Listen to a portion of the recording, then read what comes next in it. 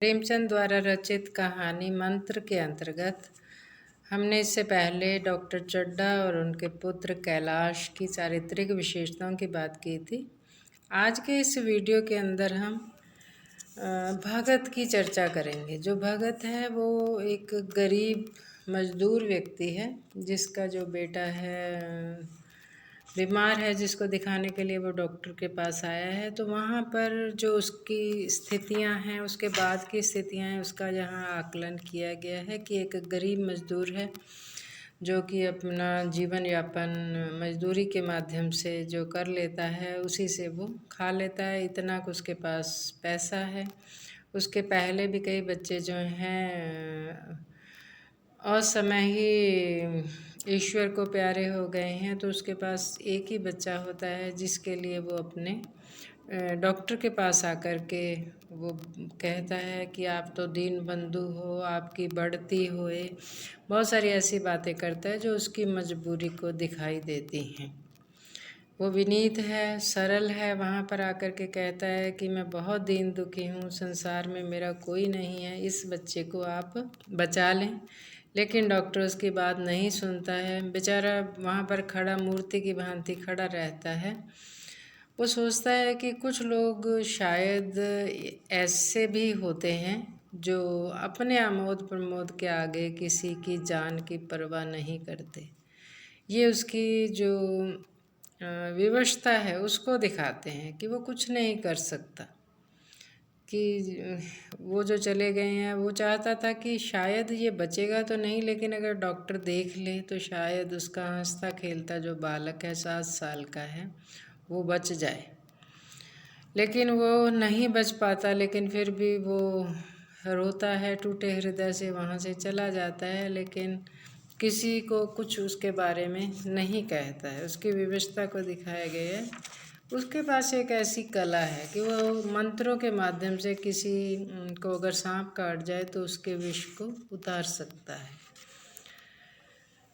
अब ये दिखाया गया इसके अंदर कि वो साधारण व्यक्ति है, लेकिन उसके अंदर संवेदना है, संवेदनशील व्यक्ति है। उसे ही जब कोई व्यक्ति ये जा कर के समाचार देता है कि डॉक्टर साहब के बेटे को सांप ने काट लिया है, तो एकदम से चौंक पड़ता है कि ये वही चड्ढा बाबू हैं जो छावनी में के बंगले में रहते हैं।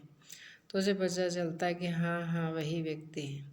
तो एक बार को तो वो कठोरता से कह देता है कि मैं जानता हूँ इसको, मैं अपने बच्चे को वहाँ लेकर के गया था, लेकिन इसने मुझसे सीधे मुंह बात नहीं की है। और मैं चाहता हूँ कि उसे भी पता चलना चाहिए कि बेटे का गम क्या होता है। लेकिन कह तो देता है, लेकिन उसके बाद क्या है कि उसे अपने बिस्तर पर नींद भी नहीं आती है। और वो सोचता तो रहता है कि अच्छा होगा, अब कल को इसका बच्चा नहीं रहेगा, मेरे भी बच्चे ऐसे चले गए हैं। लेकिन फिर क्या है, उसकी पत्नी भी जानती है कि ये जाएगा ज़रूर यहाँ से। तो लेकिन वो ऐसा व्यक्ति जो कभी किसी के दुख को देख करके घर पर ना टिका हो, आज उससे बैठा नहीं जाता।